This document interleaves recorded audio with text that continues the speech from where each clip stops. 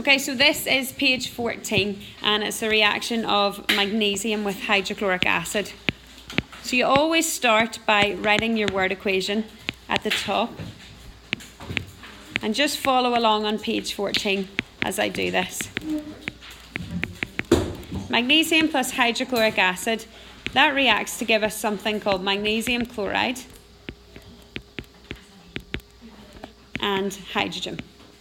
Okay, when we do our next topic, you'll be able to know that that's what happens when magnesium reacts with hydrochloric acid. Our next topic is all about reactions of acids and bases. So we'll be able to do that. So the first step in converting that to a balanced symbol equation is actually putting the symbols in, putting the formula in for our the different parts of our equation. Okay? So I go through them one by one and just convert these into formula. All right. So what is the formula for magnesium? Mg.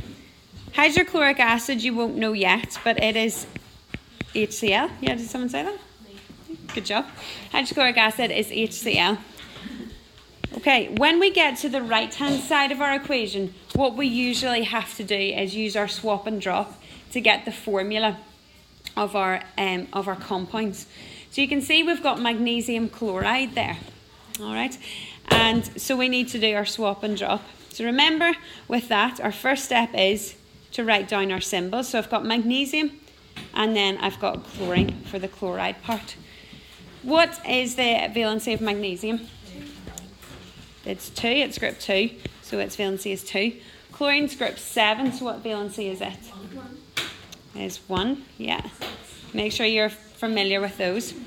All right, so I swap and drop then, and I get MgCl2. So I'll maybe just write this equation again underneath.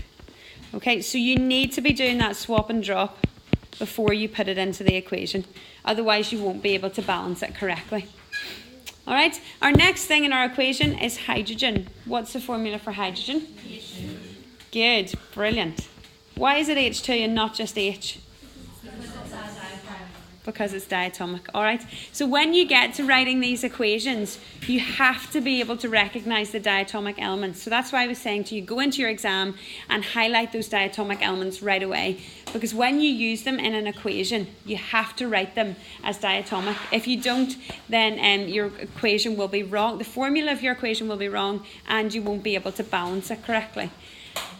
All right, so that's my symbol equation written, and that's the stage we were at yesterday. But we can see that it's not balanced, and now we have to balance it.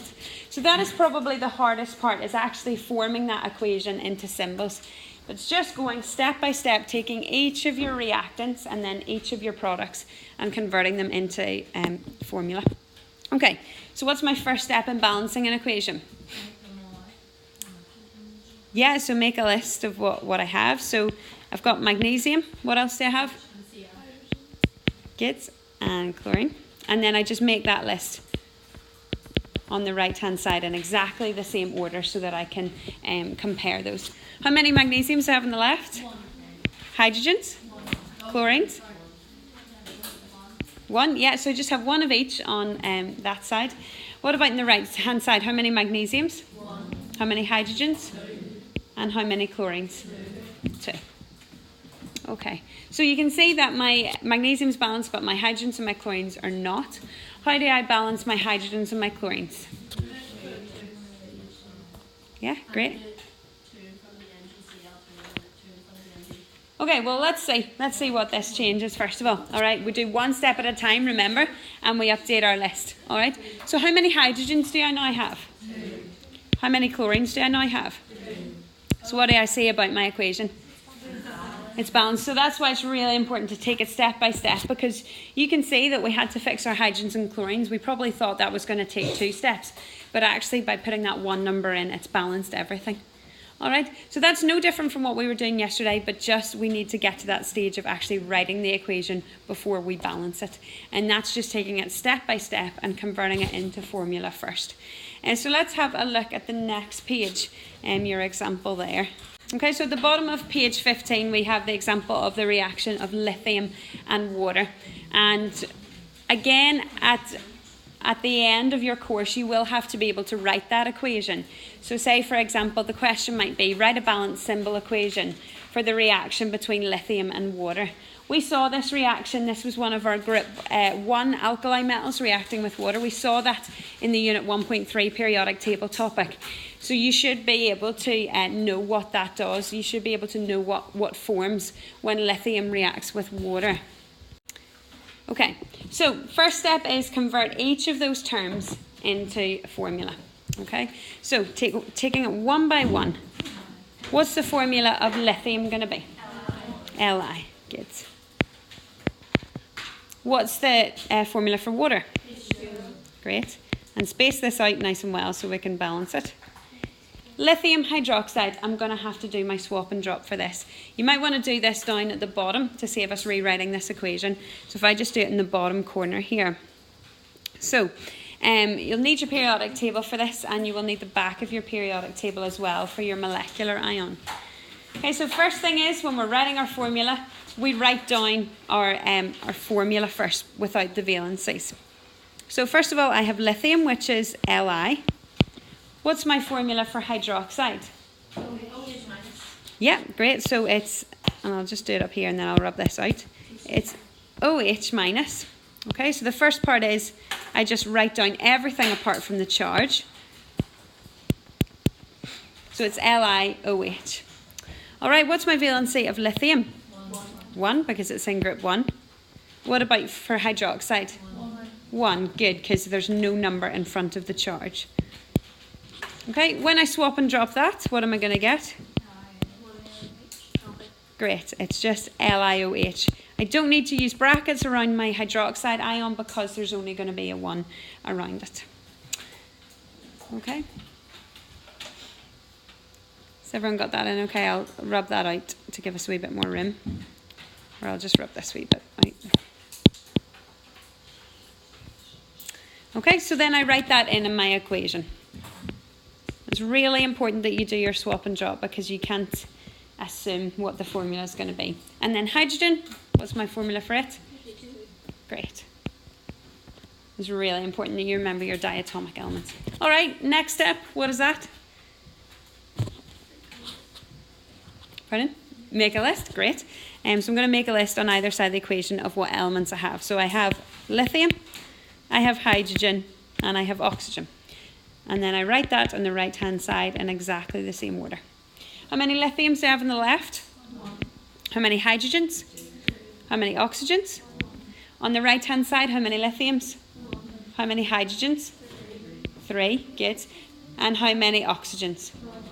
So for my hydrogens, I have 1 in my lithium hydroxide and 2 here. That's a total of 3. Okay, so make sure you check for all the possible hydrogens. All right, so you can see again that it's my hydrogens that are not balanced and my lithiums and oxygens are fine. I can't just say, oh, I need 3 hydrogens, so I'm just going to change this to a 3. I cannot do that. That would make water H3O, which we know water is not H3O. So we have to only balance it by doing what? Big numbers before the formula. Okay. So what do I need to do first of all? What's my first step in trying to get some more hydrogens on this left-hand side? Yeah, great. So put a 2 in front of the water. Then I need to change my list to see what this affects. So how many hydrogens do I now have? 4, okay, because I've got 2 times by my 2. Remember that big number multiplies everything in the formula by that number. So I have 4 hydrogens. How many oxygens do I now have? 2 as well. All right, so I've now unbalanced my hydrogens and my oxygens. How can I fix that on the right-hand side?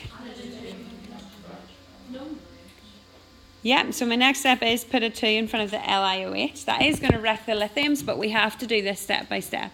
So how many lithiums do I now have? 2. How many hydrogens? 4, good, because I've got 2 times my 1 here and 2 times and 2 hydrogens at the end. And how many oxygens do I have? 2. Okay, and how do I fix my lithiums then? Put a 2 in front of the Li here. And there's it balanced. Okay, So it's step by step. It does take time, but you have to do it step by step to make sure you get that. That question will be worth 3 marks. Let me explain where those marks come from. You get 1 mark for having the formula correct on your left-hand side, so for writing Li plus H2O. You get a mark for getting the right-hand side correct, so LiOH plus H2. And then you get a mark for it being balanced. Okay, so if you're struggling with the balancing, at least make sure your formula is correct in your equation. That means you'll get 2 marks out of 3. Page 16, and this time it's the reaction of potassium hydroxide with sulfuric acid. And the first thing you need to do on this page is to actually change this equation. There's a mistake on this page. Instead of producing hydrogen, we actually produce water instead. So the equation should read potassium hydroxide plus sulfuric acid reacts to give us potassium sulphate plus water. Okay, so we have a little bit more work in terms of getting our formula for our equation. But again, we just do it step by step, converting each of our terms of our equation into formula. So the first thing we have is potassium hydroxide. Okay, so I've got potassium and I've got hydroxide. Hydroxide appears in the periodic table as OH minus. So the first thing I do is write down everything but the charge as the formula, and then I look to the charge for my valency. We can see here that the charge is -1, and so the valency of hydroxide is 1. Potassium is group 1, and so its valency is 1. So then when I swap and drop, those cancel out, and I get KOH. I don't need brackets around my hydroxide because there's only one of them. Sulfuric acid is H2SO4, and that's something we'll learn in our next topic. Potassium sulphate, again I need to do my swap and drop. Potassium is K. Sulphate appears in the back of your periodic table. Have a look at it. It's SO4 2-. The sulphate ion is SO4. Its formula is SO4. And its charge is 2-, which means my valency is 2 this time. Again, potassium's in group 1, and so its valency is 1. So when I swap and drop, the 2 now belongs to the potassium, so I get K2, and then just SO4. Again, I don't need brackets because the number I'm swapping down is a 1. And then water is obviously H2O. So let's write my equation first of all. I have KOH plus H2SO4 reacting to give me K2SO4, potassium sulphate, plus water, which is H2O. So now I have my equation, and now I just need to balance it. So the first step in balancing is always to write a list of the elements that you have. So I have potassium, I have oxygen, I have hydrogen, and I have sulfur. Okay, then copy that list on the right hand side in exactly the same order. Potassium, oxygen, hydrogen, sulfur. Okay, so now for counting up how many of each type of atom we have on each side of the equation. On the left hand side you can see I have 1 potassium, 1 oxygen here, plus 4 here, gives me 5 in total. I've got 1 hydrogen here and 2 hydrogens here, that's a total of 3 hydrogens, and then 1 sulfur. So make sure you check that you've got all of your different types of atoms. Make sure it doesn't appear part of the formula elsewhere. On the right hand side I have 2 potassiums.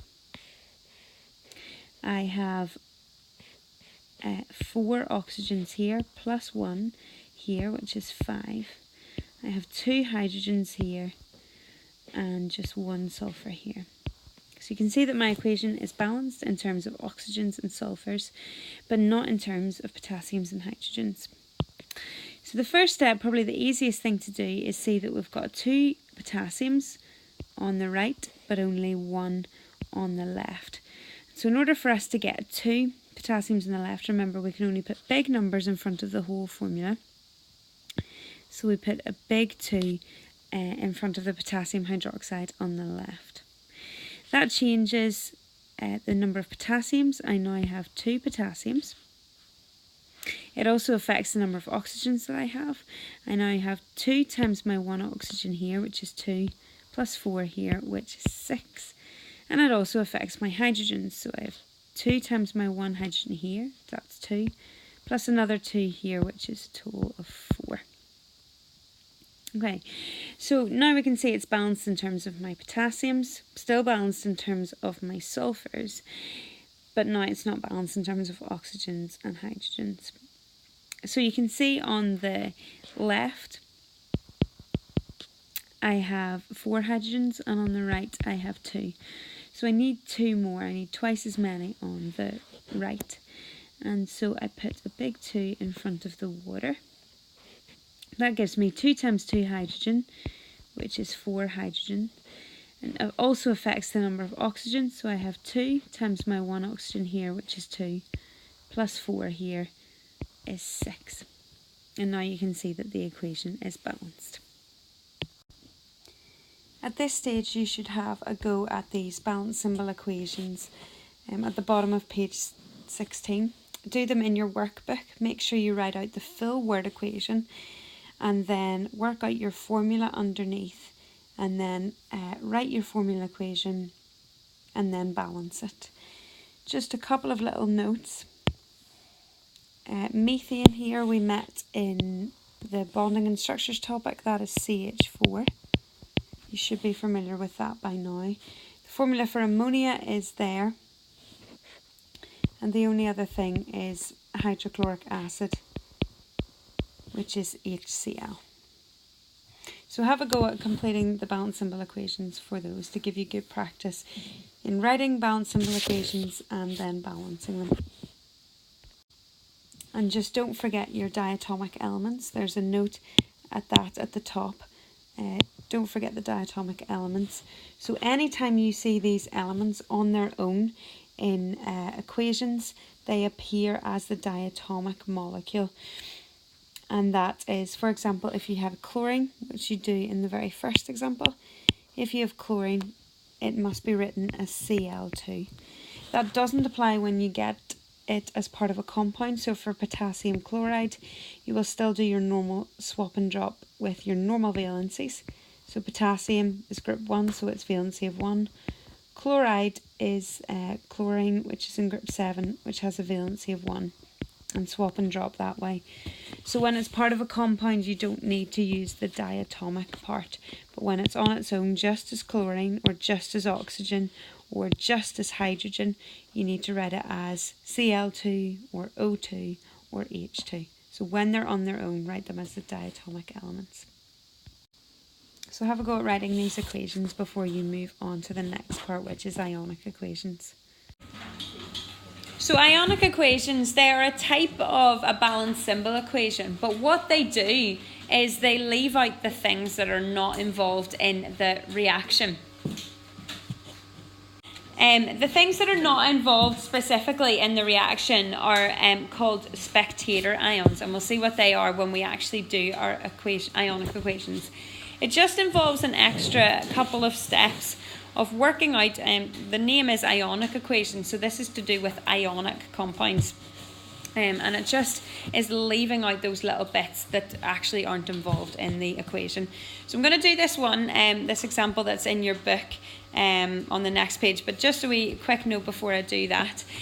Step number 2 is to write, oh, this board is frozen, sorry. Step number 2 is to write a balanced symbol equation, and it says at the end, including state symbols. Including state symbols. That's a little bit different, and I've spelled symbols wrong. Symbols. So state symbols are these things down here. So there's a wee note on it down here. Okay. State symbols literally just represent what state your compound or your element is in, your reactant or your product. Okay. So if something is a solid, what we do is represent it by putting a little S in brackets after the formula. If it's a liquid, we put in a little L in brackets after the formula. If it's a gas, we put a G in brackets after the formula. if it is in solution, so say for example we have a solution of potassium chloride or a solution of copper sulphate, the state symbol we put in brackets is AQ, which is aqueous. That means it's in solution. So that's the only one that is a little bit different. Otherwise, solid S, liquid L, gas G. All right. Now, step number 3 is that once you've got your balance symbol equation, you have to write for the ionic substances, you have to write the ions below it.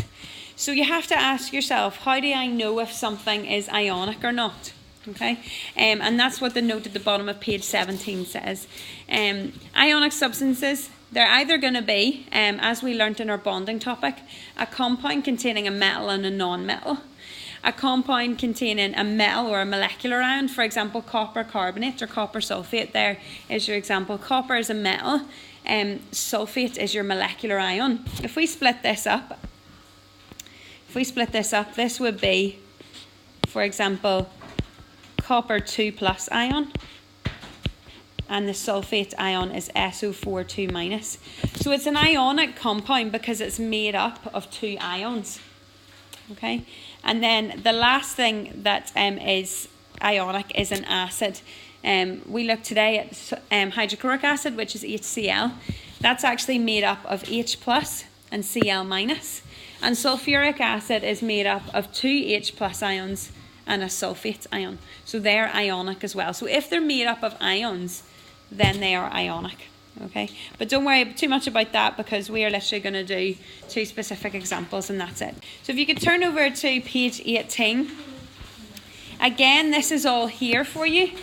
I'm going to do the working out on a blank page just to talk you through this. But if you could follow along with me, that would be great.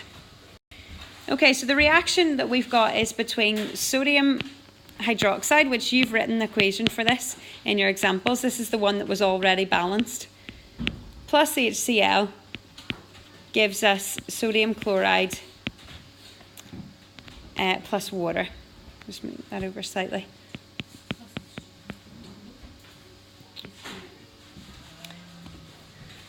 Okay.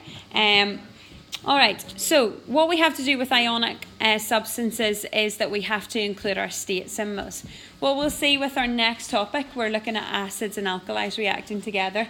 Sodium hydroxide, it's a solution. So can you remember what state symbol I used for that? AQ. Acid is a solution as well. So what do we use for it? Okay.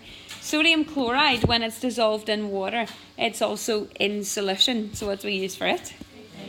AQ. What is water? Water is water. It's not aqueous, but it's a liquid, so we use L for that. Yeah, this would be at room temperature. All right. So what I have to do now is my second step is to write the ions. For the ones that are ionic, I have to write the ions underneath. Now, is sodium hydroxide ionic? Okay, so what I've got with sodium hydroxide, think of the 3 things it would have to be ionic. It contains a metal, which is sodium, and a molecular ion. So this is ionic. I'll put a tick here. All right. Hydrochloric acid, is it ionic? Yes, no, it's all, the working out's all there. I want you to follow through with me on page 18. Okay, I said acids were also ionic because they're made up of H+ and Cl-. All right, that's on your previous page. Sodium chloride, is it ionic? Yeah, why is it ionic? Good, because I've got a metal and a non-metal. What about water? Is it ionic? No. What type of bonding do I have in water? Covalent. Good, because I've got 2 non-metals, hydrogen and oxygen. So water is not ionic. Okay? So listen up. So for the ones that are ionic, I have to write my ions underneath. All right, so sodium hydroxide, what is my metal ion in this case? For sodium hydroxide, yeah, it's sodium. What charge is sodium going to have? Plus, yep. If you're not sure about that, look to your periodic table. It's group 1, and so they all form ions of a charge of +1. Okay, I want to include my state symbols, so that's Na plus aqueous. What about hydroxide? What is it? Good, it's OH minus. And just to be aware, these charges should cancel out in an ionic substance. Okay, right, for hydrochloric acid, what is my positive ion in it? Yep, so hydrogen, and what charge does it have? Plus, and then I include my state symbol underneath. Okay, and what is the negative ion in hydrochloric acid? Chlorine, so it's going to be Cl, and what's its charge? Minus. I can tell that from my periodic table, it's in group 7. Alright, sodium chloride. Again, what's the metal ion here? Which is Na plus, and then I put my state symbol, and Cl minus, good. Aq. Okay, with water it's not ionic, so I'm just going to write it as it was in the equation. So don't need to split it up into its ions. Alright, what I then do is I look to my ions, and I have a look to see which appear on both sides of the equation. So if it helps, I'll draw an arrow here. Okay, they have to be, and listen very carefully, they have to be exactly the same formula, but they also have to be in the same state. So say I had a sodium, which you can't really have, but say you had a sodium ion on this side that was aqueous, and a sodium ion on this side that was solid, you couldn't cancel them out. They have to have the same ion, but also the same state. So what can you see that are on both sides of the equation here?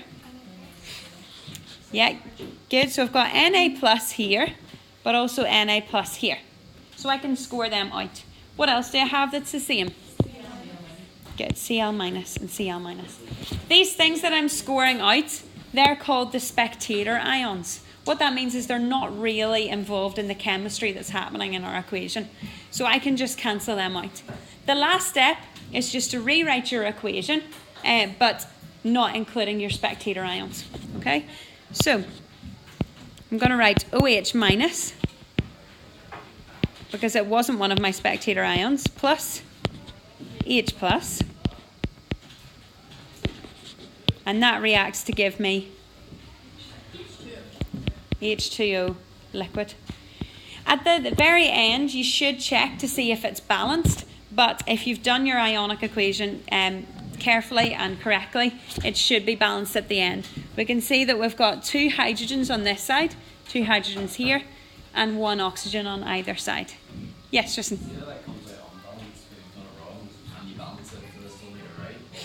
It depends. It depends whether you haven't, if you've crossed all the correct things out, then it's fine, yeah, to balance it at that stage. You maybe just didn't balance it in the first place. But it could be also that you've scored out the wrong ones, and that would make it unbalanced. Say if you found a sodium on the left that you didn't have on the right, that would be completely wrong. Yes? Why did you write the charges? Because this is an ionic equation, I have to write them as ions. So I'm looking to see, ionic equations are just looking to see what ions are involved in the reaction. This is the equation. I want to say this now, and this will apply to the next topic. Jake and AJ, can you please listen? This is the equation, Ionic equation for neutralization. At the bottom of page 18, you get to that at the end, but what it doesn't have is your state symbols. So what I'd like you to do is, at the very bottom of page 18, can you write this equation here? Make sure you include those state symbols. They're kind of down at the bottom, like our little numbers or subscript numbers.